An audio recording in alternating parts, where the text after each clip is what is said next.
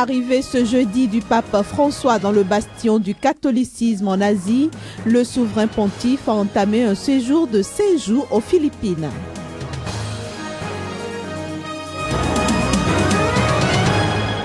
La situation humanitaire des réfugiés dans l'est du Niger est préoccupante. C'est un cri d'alarme du Comité international de la Croix-Rouge.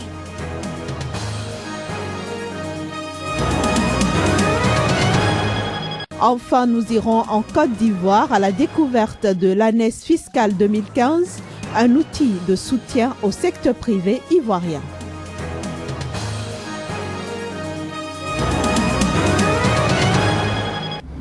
Madame, Monsieur, bonjour et bienvenue dans ce journal. Le pape François est arrivé ce jeudi aux Philippines. Le souverain pontife entame ainsi une visite de 5 jours. Il s'agit de son second périple en Asie après son voyage en Corée du Sud. Cette visite vise à encourager cette région perçue comme une terre d'avenir du catholicisme. En effet, 80% des 100 millions d'habitants des Philippines pratiquent un catholicisme extrêmement fervent. Le point fort du séjour du pape François devrait être la messe finale au Rizal Park de Manille, une messe qui se tiendra dimanche prochain. Le Comité international de la Croix-Rouge monte au créneau au sujet de la situation humanitaire dans l'est du Niger où des milliers de personnes fuyant les attaques de Boko Haram se sont réfugiées. Le CICR, qui a nourri en 2014 plus de 45 000 réfugiés dans cette région, juge la situation préoccupante. Reportage. Les responsables du bureau du Comité international de la Croix-Rouge au Niger sont inquiets et pour cause. Le nombre de réfugiés nigérians fuyant les attaques de Boko Haram ne cesse de croître et rien ne présage d'une amélioration de la situation. Malheureusement, nous ne voyons pas de signes qui nous montrent une amélioration sensible de la situation. Je dirais que, bien au contraire, ce que nous voyons actuellement, c'est un déferlement de violence, c'est une succession de confrontations armées avec leurs conséquences sur les populations civiles. Nous ne sommes pas particulièrement optimistes. Nous pensons que cette situation est déjà bien complexe et nous craignons qu'elle soit encore plus complexe les mois à venir. Selon l'ONU, plus de 115 000 Nigérians se sont réfugiés au Niger depuis 2013, fuyant les attaques meurtrières de Boko Haram et la répression féroce de l'armée. La plupart vivent dans des conditions difficiles et manquent du minimum vital. En 2014, nous avons par exemple donné de la nourriture à plus de 45 000 personnes. Parmi ces 45 000 personnes, il y a un peu plus de 11 000 qui ont reçu aussi des biens essentiels de ménage. Ça, c'est le type d'assistance d'urgence que nous offrons. Il y a aussi la question de l'accès à de l'eau potable. La région de Difa est une région qui connaît un problème récurrent d'accès à l'eau potable.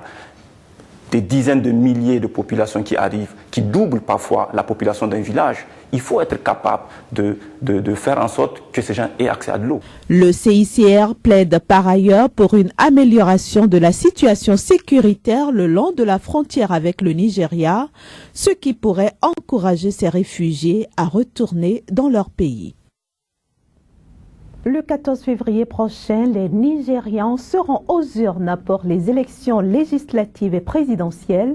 Le duel s'annonce serré entre le président sortant, Goodluck Jonathan, 57 ans, et l'ancien dictateur militaire Muhammadu Buhari, 72 ans, candidat pour la 4e fois.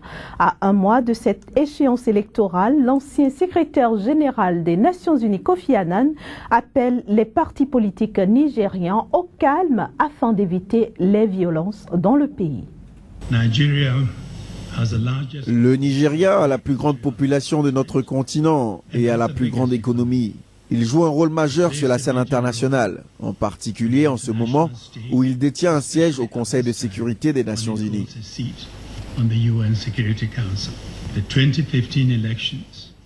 Les élections de 2015 sont l'occasion de confirmer les progrès réalisés aux yeux du monde, mais le plus important, c'est aux yeux de son propre peuple.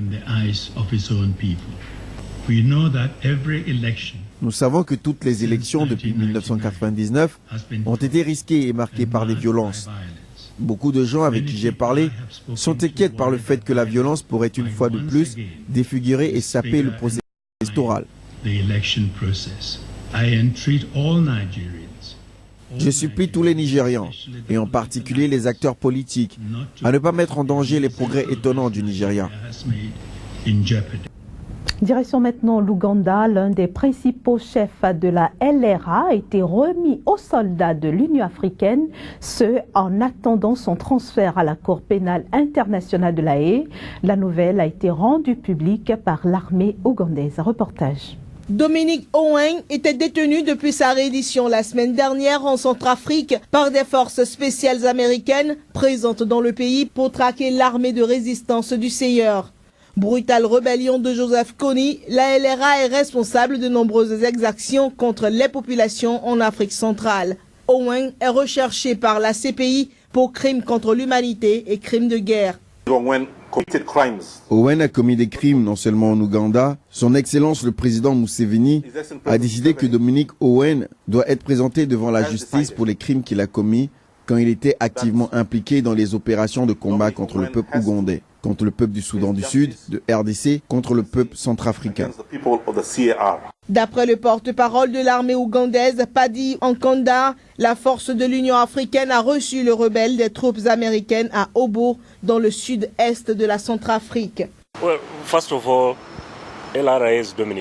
Tout d'abord, Dominic Owen de la LRA a été confié à la garde de la force régionale de l'Union africaine dans le village de Obo en Centrafrique. L'Union africaine est représentée par le commandant du contingent ghanéen. Nous travaillons maintenant avec les autorités centrafricaines afin d'amener à La Haye pour qu'il soit jugé et que les victimes obtiennent également justice.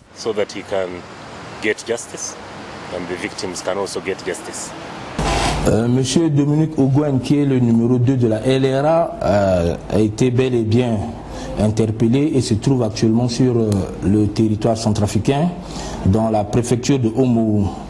Toute la semaine dernière, des discussions ont eu lieu entre l'Ouganda et les États-Unis qui offraient 5 millions de dollars pour la capture du rebelle et décider où serait jugé Owen.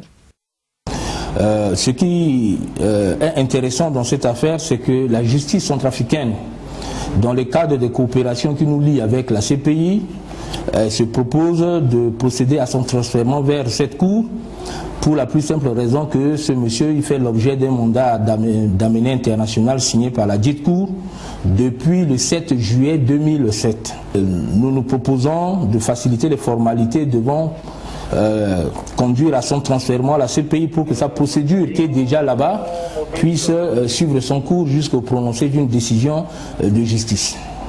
Selon l'armée ougandaise, Joseph Kony reste le dernier dirigeant de la milice toujours en liberté.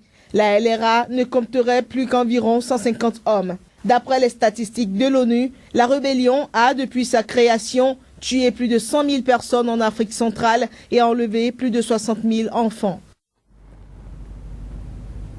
En Côte d'Ivoire, l'administration fiscale tient à faire peau neuve grâce au nouveau dispositif contenu dans l'annexe fiscale 2015. Eh bien, le pays espère non seulement améliorer ses performances, mais aussi attirer l'investissement direct étranger et alléger l'imposition fiscale au secteur privé. Les détails avec notre correspondant sur place, Chris Parten-Assemia. Mobiliser les ressources de la Côte d'Ivoire pour le financement du projet d'émergence, c'est l'objectif majeur de l'administration fiscale en Côte d'Ivoire. Elle se donne les moyens à travers l'annexe fiscale 2015. En matière de contrôles fiscaux, il y a eu des allègements en ce qui concerne les contribuables et en matière d'exonération de TVA pour les opérations acquises par voie de crédit bail. Ces opérations qui sont monnaie courante dans les entreprises ici en Côte d'Ivoire sont exonérées de TVA. Contrairement à l'année 2014, l'innovation majeure apportée par l'ANES reste l'exonération à la TVA des acquisitions de biens par crédit bail à l'ensemble des autres secteurs économiques en plus du secteur agricole. Cette disposition est significative dans un pays en reconstruction où l'État veut aujourd'hui relever le défi de la croissance. Le secteur véhicole a beaucoup souffert des dispositions qui ont été prévues dans les dernières annexes fiscales, notamment sur l'augmentation de la taxe sur le caoutchouc granulé. Vous savez que les taux sur le marché international donc du caoutchouc sont en baisse, et donc l'État a voulu faire un geste à l'attention du secteur véhicole en réduisant le taux de la taxe sur les caoutchoucs, qui était donc originellement de 5%, et l'État a décidé donc de la rendre progressive, donc de 2,5%, 3,5 ou 5% en fonction de l'évolution des prix au niveau international.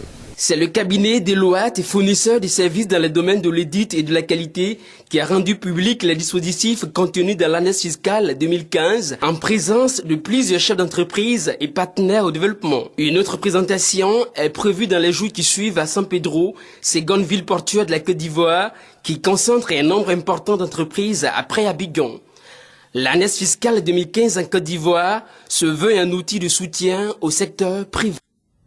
Feuilleton maintenant avec Emmanuel Crépy, la une des journaux parus ce jeudi. Voici l'Afrique à la une. Un incident s'est produit hier mercredi lors du procès de Karim Wade à Dakar. L'avocat de la défense a été expulsé de la salle par les forces de l'ordre sur demande du président de la Cour. L'information est rapportée ce jeudi par la plupart des quotidiens parus au Sénégal.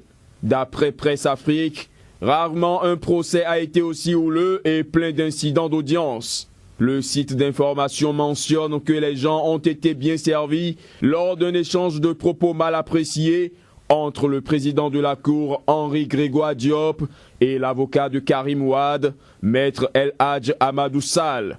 Seneweb.com, qui croit savoir ce qui s'est réellement passé au procès Karim Wade, l'expose sur la toile. Le site d'information fait lire que, confronté à une série de témoignages, Karim Wade a vu rouge hier mercredi au palais de justice où, devant le président de la Cour, il a été malmené et l'un de ses avocats expulsé de la salle. Une série d'incidents, à en croire Seneweb.com, qui s'ajoute au mécontentement de ses autres avocats qui ont fini par bouder la salle d'audience en soutien à Maître Amadou Sall, qui avait été expulsé de la salle par le président de la Cour après des échanges qui n'ont pas été de son goût. Mais cela ne s'était pas limité qu'à ça. Un deuxième incident s'est produit à la reprise de l'audience mercredi après-midi lorsque Karim Wade, qui refuse de rejoindre le boss des accusés parce qu'il n'avait plus d'avocat, s'est fait brutalement menotter, nous apprend la Tribune. Karim Wade tabassé et menotté par les matons, titre Libération à sa une. Le Populaire ira plus loin en rapportant que rue Doyer est menotté, Karim fond en larmes à la barre et au quotidien Grand Place de renchérir que plaqué au sol, menotté et forcé à comparaître, Wade fils blessé rejoint la barre de la Créie en boitillant. Le procès du fils de Wade prend une tournure dangereuse, s'exclame Réumi Quotidien, pendant que l'enquête plus parle d'escalade 5 mois après l'ouverture du procès Karim Wade. Quittons ce méli-mélo judiciaire qui se joue à Dakar pour atterrir cette fois-ci au Cameroun, devenu la principale cible de Boko Haram. Le quotidien burkinabé Le Pays alerte qu'il y a urgence à porter secours à Paul Biya. Le tabloïd juge même qu'au-delà des chefs d'État des pays voisins du Cameroun, c'est la CEDEAO et dans une large mesure l'Union africaine qui devrait organiser la riposte contre Boko Haram. L'appel semble avoir trouvé un écho favorable puisque le journal ivoirien L'Inter, dans sa parution du jour, annonce que la présidente de la Commission de l'Union africaine appelle à une intervention urgente contre Boko Haram. À en croire Al-Wihda, site tchadien d'information, Madame Zouma a réitéré l'engagement de l'Union africaine à mobiliser l'appui international nécessaire à une force multinationale conjointe pour combattre Boko Haram. Le Messager au Cameroun publie pour sa part des propositions de l'organisation pour combattre la secte islamiste et parle d'un plan secret de l'Union africaine contre Boko Haram. Voilà, mesdames, messieurs, ce sera tout pour cette édition. Merci de nous avoir reçus chez vous. Très bonne suite de programme sur Sika. Au revoir.